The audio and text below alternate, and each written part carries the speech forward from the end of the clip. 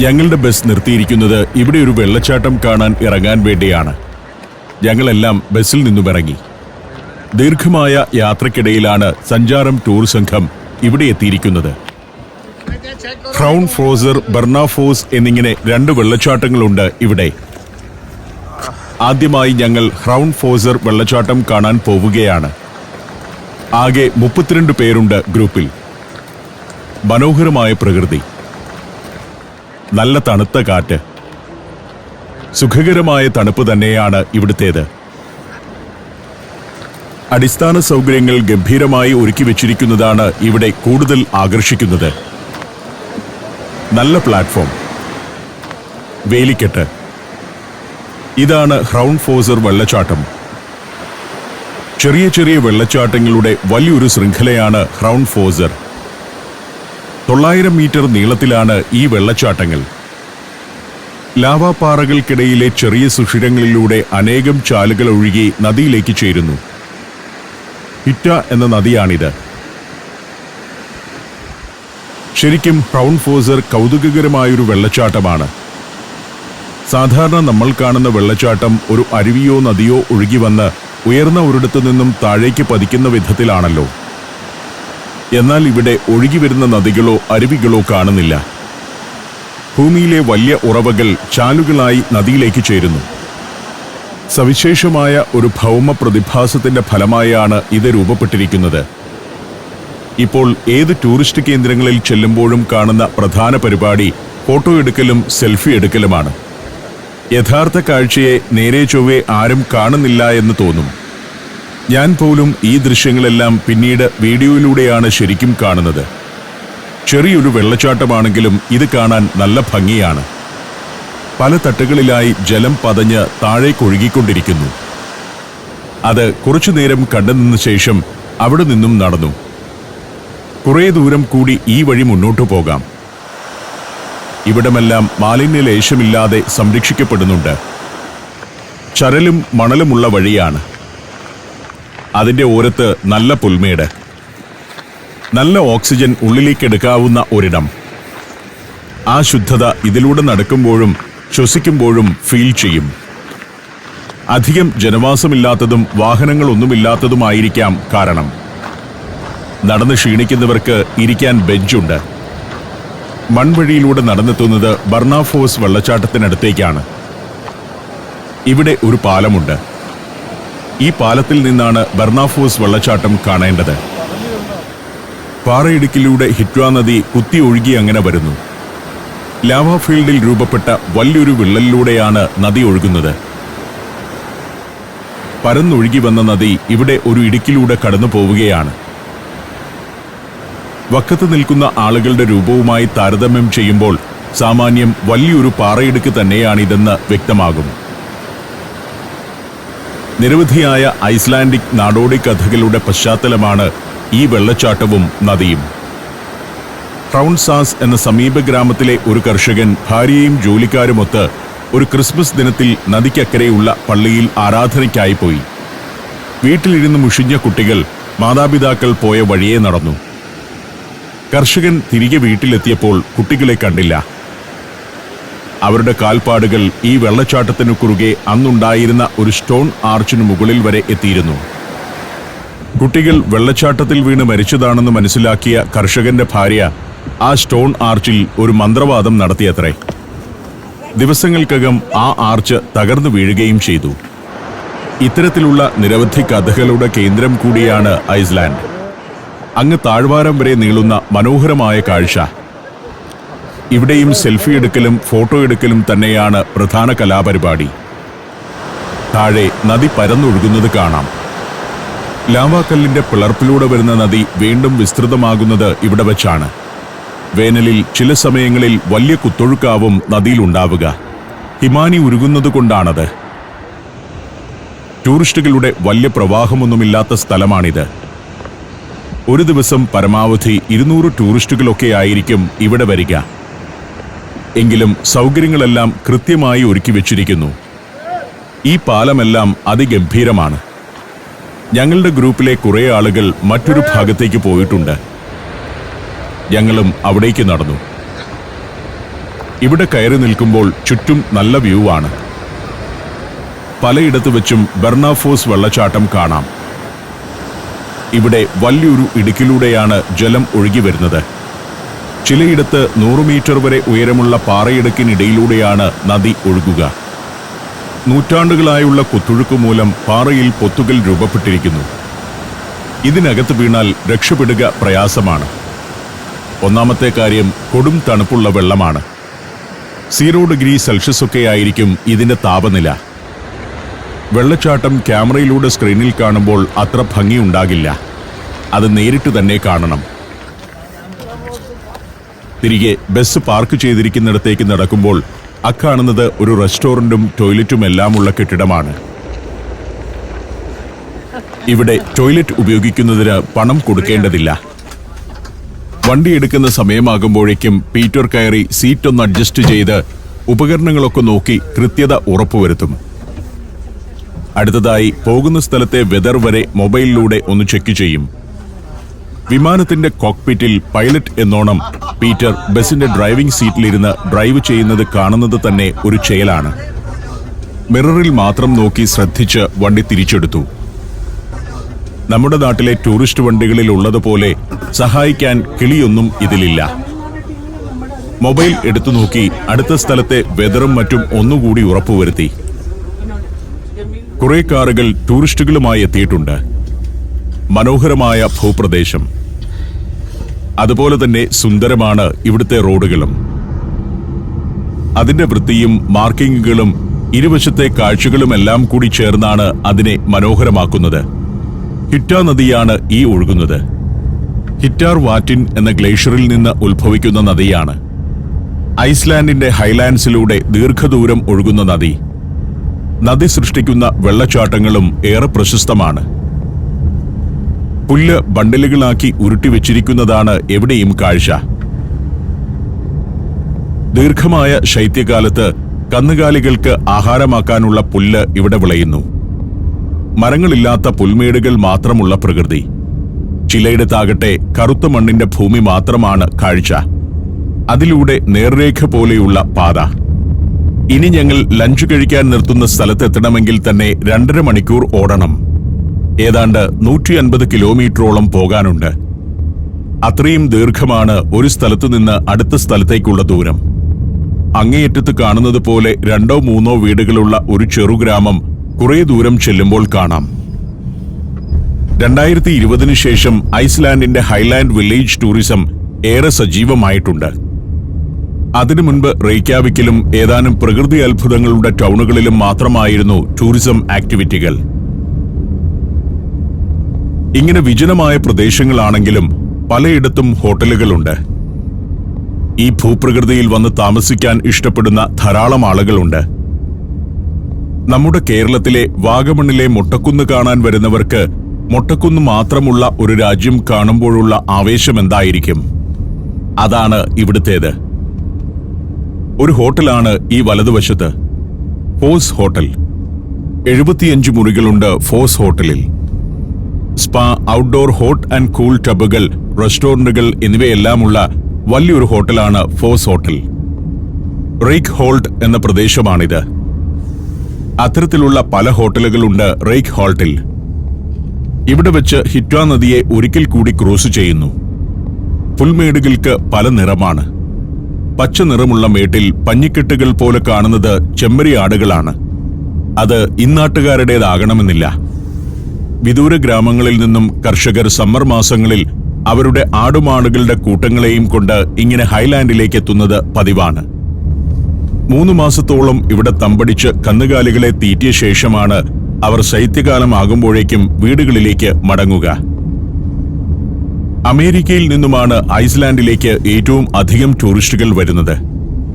തൊട്ടുപിന്നിൽ UK ആണ്. Germany, Canada, France എന്നിവിടങ്ങളിൽ നിന്നും ധാരാളം ആളുകൾ ഐസ്ലാൻഡിൽ ടൂറിസ്റ്റുകളായി എത്തുന്നുണ്ട്. കോവിഡിന് ശേഷമുള്ള നാളുകളിൽ അത്തരം വിദേശ ടൂറിസ്റ്റുകൾ ഗ്രാമങ്ങളിൽ താമസിക്കാൻ താൽപര്യം പ്രകടിപ്പിച്ചു തുടങ്ങിയതോടെയാണ് ഐസ്ലാൻഡിലെ ഉൾനാടൻ ടൂറിസം സജീവമായത്. ഇപ്പോൾ ബസ് ഒരു ലാവാ ഫീൽഡിലേക്കാണ് എത്തുന്നത്. നേരെ മുന്നിൽ കാണുന്നത് ഏതാനും അഗ്നിപർവ്വതങ്ങളാണ്. ഏറ്റവും പിന്നിൽ കൂമ്പനായ ഒരു അഗ്നിപർവ്വതം. അതിന്റെ രണ്ടു വശത്തും 2 അഗ്നിപർവ്വതങ്ങൾ. അതിൽ നിന്നും ഒരു കാലത്ത് ഒഴുകിപ്പരുന്ന ലാവയാണ് ഈ റോഡിനിരുവശവും കറുത്ത നിറത്തിൽ പാറയായി കിടക്കുന്നത്. അതുകൊണ്ടാണ് ഇവിടെ പച്ചപ്പില്ലാത്തതും. വലിയ അളവിൽ ലാവ പരന്നൊഴുകിയ ഭൂമിയാണിത്. മുന്നിൽ വലതുവശത്ത് കാണുന്ന ആ കറുത്ത ഉരുണ്ട പർവ്വതമുണ്ടല്ലോ, അതിന്റെ പേര് ഗ്രാബ് റോക്ക് എന്നാണ്. Grab rock volcano. ആ എല്ലാ അഗ്നിപർവ്വതങ്ങളും കൂടിച്ചേരുന്നതിനെ ലോസ്യൂ ഫോൾ വോൾക്കാനിക് സിസ്റ്റം എന്നാണ് പറയുക. ഗ്രാബ് റോക്ക് യഥാർത്ഥത്തിൽ ഒരു ക്രേറ്ററാണ്.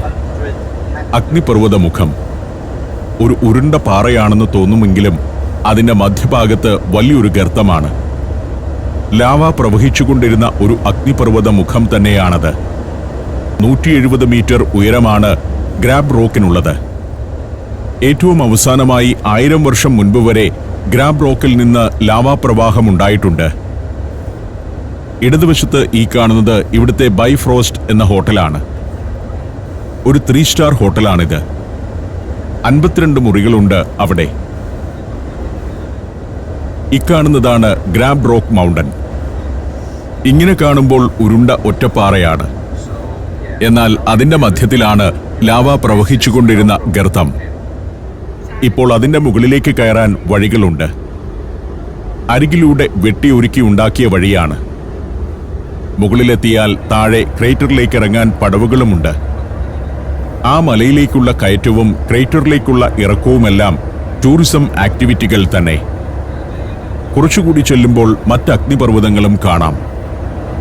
യൂസിഫുൾ ഫോൾ വോൾക്കാനോ സിസ്റ്റത്തിന്റെ ഭാഗമായുള്ള അഗ്നിപർവ്വതങ്ങൾ. ഇവിടെ ഒരു ഹോട്ടൽ കാണാം. ക്രൗൺസ് നെഫ് എന്ന ഹോട്ടലാണിത്. 15 മുറികൾ മാത്രമുള്ള ഹോട്ടലാണ്. ഇപ്പോൾ നേരത്തെ ദൂരെ നിന്നും കണ്ട കൂമ്പൻ പർവ്വതം കുറച്ചുകൂടി വ്യക്തമായി കാണാം. ലോസ്യൂ ഫോൾ വോൾക്കാനിക് സിസ്റ്റത്തിലെ മറ്റൊരു പർവ്വതം. അതും ഒരു ക്രേറ്ററാണ്. അഗ്നിപർവ്വത മുഖം. കിർക്യൂഫെൽ എന്നാണ് അതിന്റെ പേര്. ഇവിടെയും താഴ്വാരത്ത് മേഞ്ഞു നടക്കുന്ന ചെമ്മരിയാടുകളെ കാണാം. സമ്മർ അവധിക്കാലത്ത് USA, Scandinavia and Baltic, Japan and Korea, China and Mongolia, 5 African രാജ്യങ്ങൾ എന്നിവിടങ്ങളിലേക്ക് സഞ്ചാരത്തിനൊപ്പം സഞ്ചരിക്കാൻ ഇപ്പോൾ തന്നെ ഈ നമ്പറിലേക്ക് വിളിക്കുക അല്ലെങ്കിൽ മെസ്സേജ് അയയ്ക്കുക. ഫോൺ 7591966600.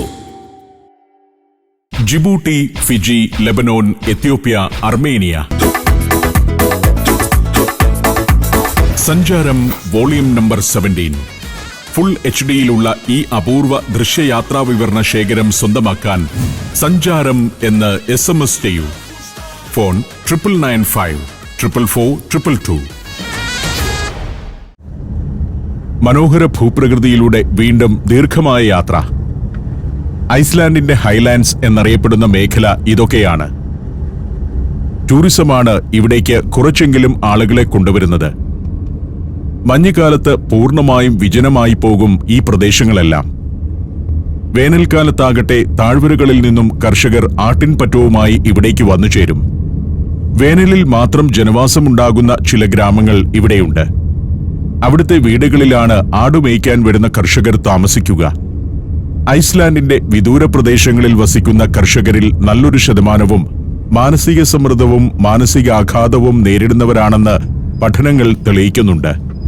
ഉയർന്ന പ്രദേശങ്ങളിൽ ഒറ്റപ്പെട്ട ജീവിതം നയിക്കുന്നവരാണ് അതിൽ കൂടുതലും. ശൈത്യകാലത്ത് അവർ നേരിടുന്ന പ്രശ്നങ്ങളെ മിസ്ഡ് ഹാർഡ്ഷിപ്പ് എന്ന് വിശേഷിപ്പിക്കുന്നു. മനുഷ്യർ പരസ്പരം കാണാതെ ജീവിക്കുന്നതിന്റെ പ്രശ്നം തന്നെയാണത്. ഇവിടെ ഒരു സ്റ്റോപ്പ് ഓവർ ഉണ്ട്. വാഹനങ്ങൾ കുറേ ദൂരം ഓടിക്കഴിയുമ്പോൾ ഇത്തരം ഏരിയകളിൽ അല്പനേരം വിശ്രമിക്കും. ടോയ്ലറ്റിൽ പോകാനും ലഘുഭക്ഷണം കഴിക്കാനുമൊക്കെയുള്ള ഒരു സമയമാണ്. ഞങ്ങളുടെ ടീമിന്റെ ലഞ്ചിന് 1 മണിക്കൂർ കൂടി കഴിയും. ഇതിനിടയ്ക്ക് ആവശ്യമുള്ളവർക്ക് ലഘുഭക്ഷണം കഴിക്കാനും കാപ്പി കുടിക്കാനും ടോയ്ലറ്റിൽ പോകാനുമൊക്കെയാണ് പീറ്റർ വണ്ടി ഇവിടേക്ക് കയറ്റിയിരിക്കുന്നത്. സ്റ്റാർഡസ്റ്റ് കാലി എന്ന ഒരു സർവീസ് സെന്ററാണിത്. റെസ്റ്റോറന്റും പെട്രോൾ സ്റ്റേഷനുമെല്ലാമുള്ള ഒരു കേന്ദ്രം. ഞാൻ റെസ്റ്റോറന്റിനകത്തേക്ക് കയറി ചെന്നു. സാമാന്യം വലിയൊരു റെസ്റ്റോറന്റാണ്. അതിന്റെ ഒരു ഭാഗത്ത് ഒരു ബേക്കറി. വാങ്ങിയ ഭക്ഷണം ഇവിടെ വന്നിരുന്ന് കഴിക്കാം. അതിനുള്ള സൗകര്യങ്ങളുണ്ട്. ഇതാണ് ഇവിടുത്തെ ഒരു പലഹാരം, നമ്മുടെ ബോണ്ട തന്നെ. നമ്മൾ ഉണ്ടംപൊരി എന്ന് പറയുന്ന ബോണ്ട. അതിൽ നിന്ന് ഒരു വ്യത്യാസവുമില്ല. ഞാൻ അതൊന്ന് വാങ്ങിക്കഴിച്ചു, അതേ ടേസ്റ്റും. എങ്ങനെ ഈ ബോണ്ട ഐസ്ലാൻഡിലെത്തിയെന്ന് എനിക്കൊരു അത്ഭുതമായി. ഒരു ഭാഗത്ത് വെൻഡിംഗ് മെഷീൻ, പലതരം സാൻഡ്വിച്ചുകൾ ഇതിൽ കിട്ടും. ആവശ്യമുള്ളത് സെലക്ട് ചെയ്ത് ക്രെഡിറ്റ് കാർഡ് കൊണ്ട് പണം കൊടുത്താൽ താഴെ സാൻഡ്വിച്ച് എത്തും. ബോണ്ടയും ഒരു കാപ്പിയും ഞാൻ കഴിച്ചു. അവിടെ നിന്നും ഞങ്ങൾ യാത്ര തുടർന്നു. ഈ പ്രദേശത്ത് വലിയൊരു ഫ്യോർദുണ്ട്. കടൽ ഉള്ളിലേക്ക് കയറിക്കിടക്കുന്ന ഒരു ഭാഗം. ഹ്രൂട്ട ഫ്യോർദർ എന്നാണ് അതിന്റെ പേര്. ഇടതുഭാഗത്ത് അതങ്ങനെ നീണ്ടുകിടക്കുന്നത് കാണാം. 36 കിലോമീറ്റർ നീണ്ടുകിടക്കുന്ന ഫ്യോർദാണ്. ചെറിയ ചെറിയ ഗ്രാമങ്ങളുണ്ട് ഈ ഫ്യോർദിന്റെ കരയിൽ. കൃഷിയും മത്സ്യബന്ധനവുമായി ജീവിക്കുന്നവരുടെ ഗ്രാമങ്ങൾ. ജനസംഖ്യ നന്നേ കുറഞ്ഞ ഗ്രാമങ്ങളാണത്. ഓരോ ഗ്രാമത്തിലും 10ഉം 16ഉം പേരൊക്കെയാണ് വസിക്കുന്നത്. ഹ്രൂട്ട എന്ന ഐസ്ലാൻഡിക് പദത്തിനർത്ഥം ആൺ ആട് എന്നാണ്. ആ പേരാണ് ഫ്യോർദിന് ലഭിച്ചിരിക്കുന്നത്. ആദ്യകാലത്ത് തീരത്തെ ഗ്രാമങ്ങളിലേക്ക് ഉൽപ്പന്നങ്ങളുമായി ചെറിയ കാർഗോ ഷിപ്പുകൾ ഈ ഫ്യോർദിലൂടെ കടന്നു വന്നിരുന്നു. 18-ാം നൂറ്റാണ്ട് മുതൽ തന്നെ ഫ്യോർദിന്റെ കരയിൽ ചെറിയ ചെറിയ ഗ്രാമങ്ങൾ രൂപപ്പെട്ടിരുന്നു എന്നാണ് ചരിത്രം. അടിയിലെ പാറക്കെട്ടുകളും മറ്റും മൂലം വലിയ കപ്പലുകൾക്ക് ഫ്യോർദിലൂടെയുള്ള യാത്ര സാധ്യമായിരുന്നില്ല. ഇപ്പോൾ ഒരു ടൂറിസം സെന്ററാണ് ഹ്രൂട്ട ഫോർദിന്റെ തീരങ്ങൾ. കിട്ക എന്നു പേരുള്ള ഒരു വൂൾ ഫാക്ടറിയുണ്ട് ഇവിടെ. ഒരു മരവുമില്ലാതെ നീണ്ടു പരന്നു കിടക്കുകയാണ് പ്രകൃതി. വെയിൽ വാച്ചിംഗ്, നോർത്തേൺ ലൈറ്റ്സ് കാണൽ, ഗ്ലേഷ്യർ സന്ദർശനം തുടങ്ങിയവയൊക്കെയാണ് ഈ മേഖലയിലെ പ്രധാന ടൂറിസം ആക്ടിവിറ്റികൾ. ഞങ്ങളങ്ങനെ യാത്ര തുടരവേ ഗ്രൂപ്പിലെ ജോസഫ് ഏട്ടൻ ഒരു അനൗൺസ്മെന്റ് നടത്തി. ഇന്ന് നമ്മുടെ കൂടെയുള്ള ഷീനയുടെ പിറന്നാളാണ്. ജോസഫ് ഏട്ടൻ നേരത്തെ ബേക്കറിയിൽ കയറിയപ്പോൾ സമ്മാനവും വാങ്ങിവെച്ചിട്ടുണ്ടായിരുന്നു. ഷീനയെ മുന്നോട്ട് വരാൻ ക്ഷണിച്ചു. ഷീനയും ഭർത്താവും കൂടിയെത്തി. ഞങ്ങൾ എല്ലാവരും കൂടി പാട്ടും പാടി ബർത്ത്ഡേ ഗിഫ്റ്റും കൊടുത്തു. എന്നാൽ സഞ്ചാരം ടൂർ കമ്പനിയുടെ വകയായി വൈകുന്നേരം ഗംഭീരമായൊരു ആഘോഷം ഒരുക്കി വെച്ചിട്ടുണ്ട്. അതൊരു സസ്പെൻസ് ആയിരുന്നു. പക്ഷേ ജോസഫ് ചേട്ടൻ അത് പൊളിച്ചു കളഞ്ഞു. കൂടെ വരുന്നവരുടെ ആരുടെയെങ്കിലും ജന്മദിനമുണ്ടെങ്കിൽ യാത്രയിൽ ഞങ്ങളത് ആഘോഷിക്കും. കൂടാതെ ഷീനയ്ക്ക് വേണ്ടി ജോസഫ് ചേട്ടൻ ഒരു പാട്ടും സമർപ്പിച്ചു. എല്ലാവരും കൈകൊട്ടി പാട്ടുപാടി ആ ജന്മദിനം ആഘോഷമാക്കി. അങ്ങനെ പാട്ടും ആഘോഷവും ചിരികളുമെല്ലാമായിട്ടാണ് ഈ യാത്ര. തനിയെ യാത്ര ചെയ്യുന്നത് പോലെയല്ല, ഒരു കുടുംബം യാത്ര ചെയ്യുന്നത് പോലെയാണ്. തമാശകളും പാട്ടുകളും ജീവിതാനുഭവങ്ങൾ പങ്കുവെക്കലുകളുമെല്ലാം ഇതിലുണ്ടാകും. ചിലയിടത്ത് കൃഷി നടക്കുന്നത് കാണാം. കൊയ്ത്ത് നടക്കുകയാണ്. ബാർലിയാണ് കൊയ്യുന്നതെന്നാണ് പീറ്റർ പറഞ്ഞത്. ഇവിടുത്തെ തൊഴിൽ സംസ്കാരം തീർത്തും വ്യത്യസ്തമാണ്. സ്കാൻഡിനേവിയൻ രാജ്യങ്ങളിൽ പ്രത്യേകിച്ചും. ലോകത്ത് ഏറ്റവും സന്തോഷത്തോടെ ആളുകൾ വസിക്കുന്നത് സ്കാൻഡിനേവിയൻ രാജ്യങ്ങളിലാണെന്ന് പറയാറുണ്ട്. അതിന് കാരണം ഏറ്റവും കുറച്ച് ജോലി ചെയ്യുന്നത് ഇവരാണ് എന്നതാവാം. ഞാൻ പലപ്പോഴും ചിന്തിക്കാറുണ്ട്, എന്തുകൊണ്ടാണ് മനുഷ്യർ ഇത്രയും സന്തുഷ്ടരാണെന്ന് പറയുന്നത്? പ്രധാന കാരണം ഏറ്റവും കൂടുതൽ ഒഴിവു സമയം ഇവർക്ക് ലഭിക്കുന്നു എന്നത് തന്നെ. ആർക്കാണെങ്കിലും കൂടുതൽ സമയം ജോലി ചെയ്യുന്നത് ഇഷ്ടമല്ലല്ലോ. ഞാൻ ഇവിടെ വന്നപ്പോൾ സ്വീകരിച്ച സാം ഹരിദാസ് പറഞ്ഞ ഒരു കാര്യമുണ്ട്. അദ്ദേഹം റെയ്ക്യാവിക്കിൽ ഒരു റെസ്റ്റോറന്റിൽ ഷെഫാണ്. റെസ്റ്റോറന്റിൽ നിറയെ ആളുകൾ ഇരിക്കുന്നുണ്ടെങ്കിലും രാത്രി 10 മണിയാണ് അവരുടെ ക്ലോസിംഗ് സമയമെങ്കിൽ ആ സമയത്ത് പണിക്കാർ ജോലി നിർത്തും. ഇന്ന് കൂടുതൽ ഗസ്റ്റ് ഉണ്ട്, കുറച്ചു സമയം കൂടി തുറന്നു വെച്ചേക്കാം എന്ന പരിപാടിയൊന്നും ഇവിടെ നടക്കില്ല. എങ്ങനെ പണി നിർത്തിവെക്കാമെന്നുള്ളതാണ് എല്ലാവരും ചിന്തിക്കുക. നമ്മൾ പലപ്പോഴും ചിന്തിക്കാറുണ്ട്, കേരളത്തിലാണ് തൊഴിൽ സംസ്കാരം മോശമെന്ന്. ഇത്തരം നാടുകളിൽ ജോലി ചെയ്യുന്ന സമയത്ത് ആളുകൾ കഠിനാധ്വാനികളായിരിക്കാം. എന്നാൽ കൃത്യസമയത്തിനപ്പുറം ജോലി ചെയ്യാൻ അവരാരും ഒരുക്കമല്ല. മിക്ക യൂറോപ്യൻ രാജ്യങ്ങളിലും അങ്ങനെയാണല്ലോ. ജോലി ദിവസങ്ങൾ ആഴ്ചയിൽ 4 ആക്കി കുറയ്ക്കുന്നതിനുള്ള ആലോചനകളൊക്കെ നടക്കുന്നുണ്ട് ഈ രാജ്യത്ത്. അതായത് 4 ദിവസം ജോലിയും 3 ദിവസം വിശ്രമവും. മറ്റു രീതിയിലുള്ള ലീവുകൾക്കും ഇവിടെ വലിയ പ്രാധാന്യം നൽകുന്നുണ്ട്. ഉദാഹരണത്തിന് മെറ്റേണിറ്റി ലീവ് ഭാര്യയ്ക്കും ഭർത്താവിനും ഒരുമിച്ച് ലഭിക്കുന്നു. ആകെ പാരന്റൽ ലീവ് 12 മാസമാണ്. അതിൽ 6 മാസം ഭാര്യ ഭർത്താക്കന്മാർക്ക് ഒരുമിച്ചുള്ള ലീവ് ലഭിക്കും. ഞങ്ങളിപ്പോൾ ബ്ലോണ്ടോസ് എന്ന പ്രദേശത്തേക്ക് എത്തിയിരിക്കുന്നു. 19-ാം നൂറ്റാണ്ടിന്റെ അവസാന കാലത്ത് രൂപീകൃതമായ ഒരു ചെറിയ പട്ടണമാണ് ബ്ലോണ്ടോസ്. ഇപ്പോൾ ഇവിടെ 900-ൽ താഴെ മാത്രമാണ് ജനസംഖ്യ. ബ്ലോണ്ടോസ് പട്ടണത്തിലെ ഒരു റെസ്റ്റോറന്റിൽ നിന്നുമാണ് ഞങ്ങളുടെ ലഞ്ച്. BS റെസ്റ്റോറന്റ് എന്ന ബോർഡ് വെച്ച കെട്ടിടത്തിന് മുന്നിലേക്ക് പീറ്റർ ബസ് കൊണ്ടുചെന്നു. പാർക്കിങ്ങിൽ നിർത്തിയ അതിൽ നിന്ന് ഞങ്ങൾ ഇറങ്ങി റെസ്റ്റോറന്റിലേക്ക് നടന്നു. നല്ല തണുപ്പുള്ള രാജ്യമാണല്ലോ, അതുകൊണ്ട് നല്ല ചൂടുള്ള ഒരു സൂപ്പിൽ നിന്ന് ലഞ്ച് തുടങ്ങാം. നല്ല സ്വാദുള്ള ചൂട് സൂപ്പ്. അത് കഴിഞ്ഞ് പ്രധാന ഭക്ഷണം കഴിച്ചു. പിന്നെ കാപ്പിയോ ചായയോ കുടിച്ച് ഞങ്ങൾ ലഞ്ച് അവസാനിപ്പിച്ചു. റെസ്റ്റോറന്റിൽ നിന്നും പുറത്തിറങ്ങുമ്പോഴേക്കുള്ള ഒരു കാഴ്ച ഇതാണ്. മനോഹരമായ ഒരു പള്ളി, ഒരു ആർക്കിടെക്ചറൽ വിസ്മയമെന്ന് പറയാം. ബ്ലോണ്ടോസ് കിർക്യ എന്നാണ് അതറിയപ്പെടുന്നത്. 1993-ൽ പണിത പള്ളിയാണ്. ഒരു പഴയ പള്ളി അവിടെ ഉണ്ടായിരുന്നു. അത് പൊളിച്ചാണ് ഇത് നിർമ്മിച്ചിരിക്കുന്നത്. നമ്മുടെ നാട്ടിലൊന്നും ഈ രൂപത്തിൽ ഒരു പള്ളി പണിയാൻ ആരും ധൈര്യപ്പെടുന്നില്ല. സവിശേഷ രൂപമുള്ള ആ പള്ളിയും കണ്ടുകൊണ്ട് ഞങ്ങൾ അവിടെ കുറച്ചു നേരം നിന്നു.